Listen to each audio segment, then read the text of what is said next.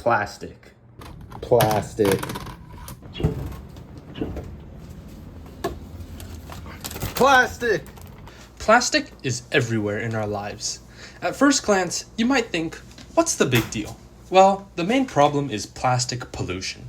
Plastic pollution is a major issue because plastic does not degrade naturally or efficiently, especially traditional plastics like polyethylene terephthalate, otherwise known as PET.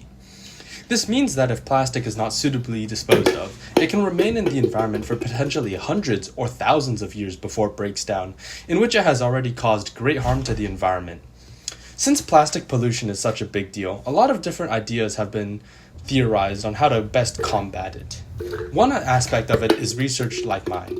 Hi, my name is Stanley Yang, and I'm working under Professor Jin Montclair on the project of enzymatic synthesis of furan-based polymers.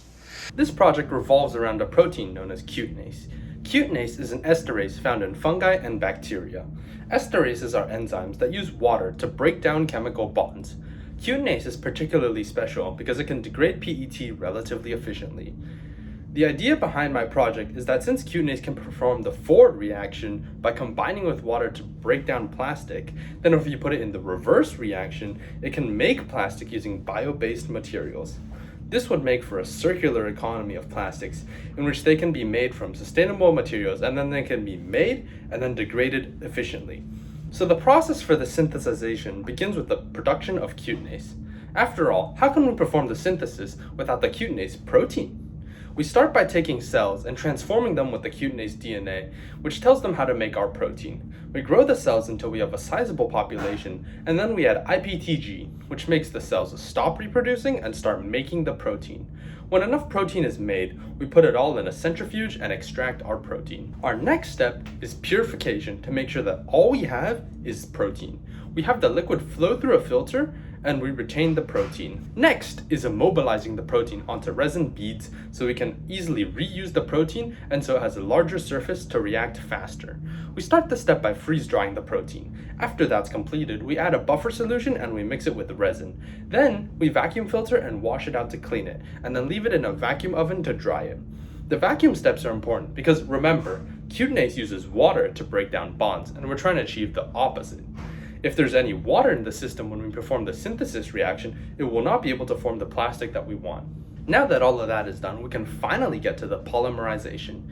This reaction uses our immobilized cutinase with the monomers under our solvent.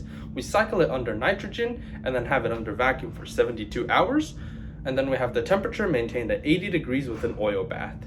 Once the reaction is completed, we add chloroform to dissolve the products and filter the mixture so we can remove the cutinase.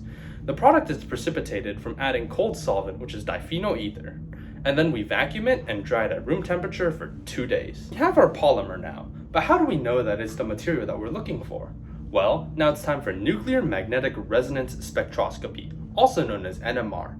NMR works by using a strong magnet to test how the atomic nuclei spin, and from that it can be determined what kind of nuclei they are and thus what kind of atoms they are. Much work will need to be done on this project, such as producing a cleaner product, quantifying the recyclability of the cutinase after mobilization, and using cutinase to degrade the polymer that we've created. But it shows a lot of promise in taking on a significant issue that we are facing.